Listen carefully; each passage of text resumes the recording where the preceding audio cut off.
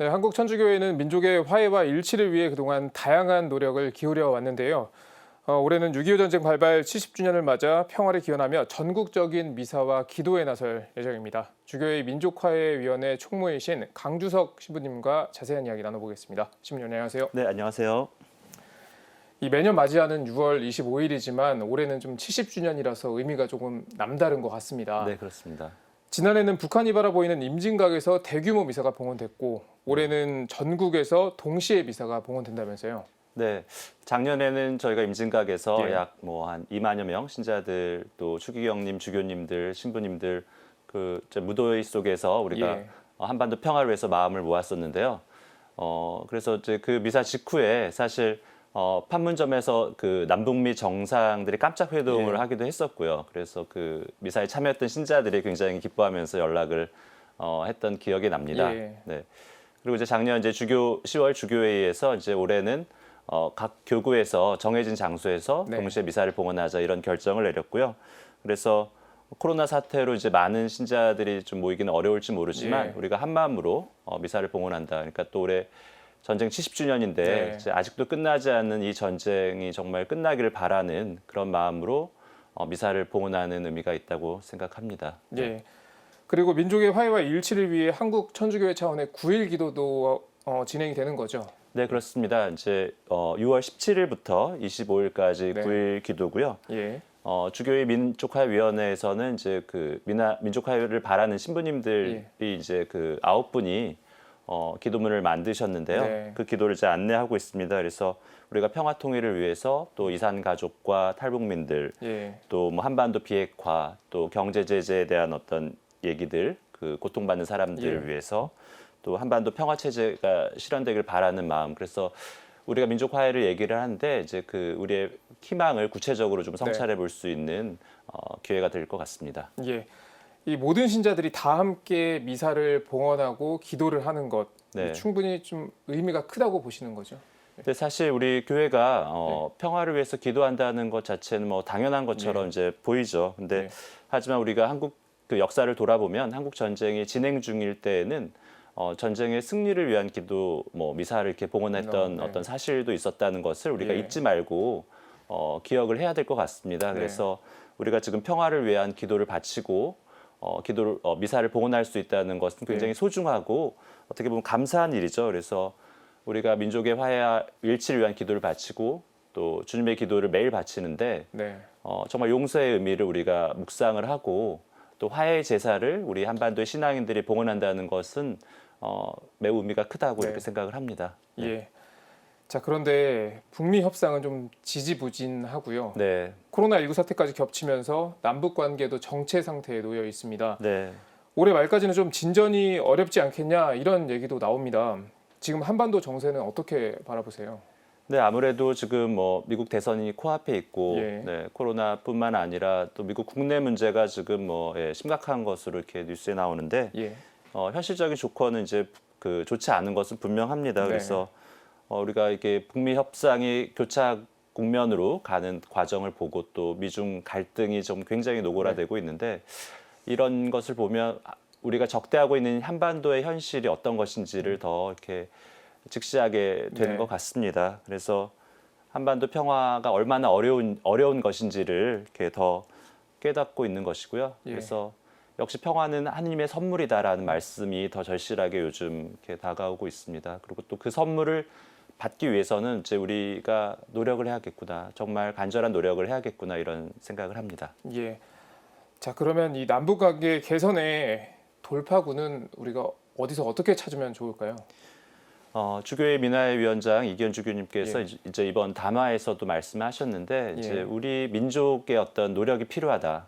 네, 우리의 노력이 정말 가장 우선돼야 된다는 이런 말씀을 하셨거든요. 그래서 우리가 과연 최선을 다했는가 이제 이런 질문을 계속 던져야 되겠고요. 저희가 지난 총선을 앞두고 주교회 민화회에서도 이제 각 정당에 질의를 했는데 이제 정부 여당에서는 지금 평화 체제라든지 또 남북 경협이라든지 또 평화 교육 또 대북 경제 제재 문제라든지 이런 것에 대해서 굉장히 노력을 하겠다 이제 이런 답변을 주셨거든요. 그래서 우리가 정치인들에게 이제 기대를 많이 하고요. 반면에 또한 이제 덧붙여서 우리 더 중요한 것은 우리가 남북 관계를 바라보는 어떤 그 마음이 어떤지를 좀 돌아봐야 될 것 같습니다. 네. 그래서 우리가 관계 개선이라는 표현을 하는데 예. 북한의 입장이 어떤 것인지, 북한의 마음은 어떤지를 좀 이렇게 돌아봐야겠다 네. 이런 생각을 하고요. 네. 그런 면에서 이제 이번 그 담화에도 나와 있듯이 주교님께서 이제 평화 교육을 많이 이제 얘기를 하시는데, 그리고 장기적인 관점, 어떤 근본적인 변화를 위해서는 우리 어떤 회개를 위한 평화 교육이 더 절실하다 이런 생각도 하고 있습니다. 예. 네.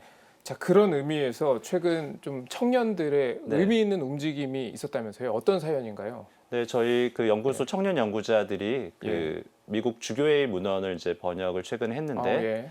그 평화의 도전이라는 1983년에 이제 발표된 미국 예. 주교회 문헌입니다. 그래서 좀 오래전에 어떤 그 문헌일 수도 있지만, 사실 미소가 굉장히 이제 그 군비 네. 경쟁을 하고 안보가 굉장히 이제 중요하게 여겨지던 시절에 예. 그 미국 주교님들이 이제 3년 반의 어떤 작업을 거쳐서 발표하신 문헌이에요. 그래서 의견들이 다 일치하는 것은 아니지만 평화가 어떤 것인지에 대한 어떤 성찰을 하는 중요한 문헌이었고요. 그래서 예. 이런 것을 우리 청년들이 보면서 또 한국 천주교회, 아직도 이제 적대적인 분단 구조에 있는 우리 한국 천주교회가 어떠한 그 마음으로 이 분단을 바라봐야 되는지, 예, 그런 문제에 대해서 좀 성찰하는 계기가 됐다고 생각을 합니다. 예. 네. 자, 끝으로 프란치스코 교황님의 방북 많은 분들이 좀 궁금해하셨고 네. 좀 의견도 많이 분분했습니다. 네. 이 방북 가능성 지금은 어떻게 보십니까? 뭐 현재로서는 우리가 교황님 방북의 여건이 이제 됐다 이렇게 보기는 좀 어렵잖아요. 예. 네, 어려운 게 사실이지만 우리 신자들은 이러한 그 어려운 여건 속에서도 기도를 할 수 예. 있고 해야 된다고 믿고 있고요. 프란치스코 교황님 최근 이제 평화에 대한 가르침을 제가 본 게 있는데, 평화는 평온이 아니다 이제 이런 말씀을 하시고, 우리가 어떤 상황에서든 예. 화해를 위해서 끊임없이 노력을 해야 된다 이제 이런 표현을 하셨거든요. 그래서 교황님은 이제 어떤 여건이 다 됐을 때뿐만이 아니라 예. 어떤 그런 여건을 만들 수 있는 분이다 이제 이런 믿음이 있고요. 네.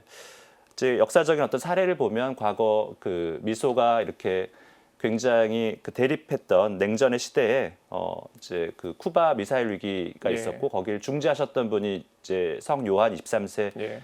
교황님이셨는데, 그분이 이제 그 지상 회칙 1963년 이 회칙을 발표하기 전에 당시 이제 구소련 그 서기장 후르시초프 서기장의 사위가 이제 공산당 기관지 편집자였는데, 이제 네. 그 알렉세이 아주베이라는 이제 사람을 만난 적이 있으셨습니다. 예. 그래서 이제 이 만남에 대한 논란이 당시 바티칸에 있었고요. 왜냐하면 소련의 선전에 이용될 수가 있다. 또 당시 이태리 총선이 있었는데 총선에 공산당이 유리할 수 있다. 이제 이런 네.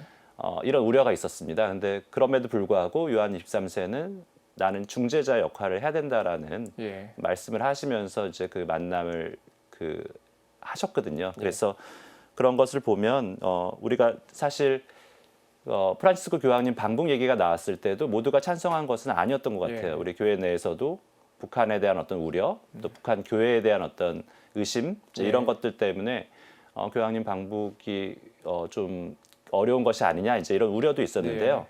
제가 볼 때 현재는 지금 그런 우려는 많이 이제 없어진 것 같아요. 그래서 우리 마음이 좀 변했다는 생각을 하고요. 그래서 저는 이제 결론적으로 방북이 당장 이루어지지는 않더라도 우리가 이런 마음의 변화를 했다는 것 자체가 어떤 의미가 있지 않나, 그게 중요한 변화다라는 어떤 생각을 하고 있습니다. 그래서 우리 한반도 평화가 정말 어려운 과제고, 우리 민족 화해가 너무 어려운 이제 숙제지만 우리 교회가 그 평화를 위해서 계속 노력을 한다. 완성은 아직 안 되지만 그 노력을 한다는 것 자체가 굉장히 의미가 있는 일이고 우리 교회의 어떤 사명이 아닌가 이런 생각을 하고 있습니다. 예, 알겠습니다. 오늘은 여기까지 듣도록 하겠습니다. 네.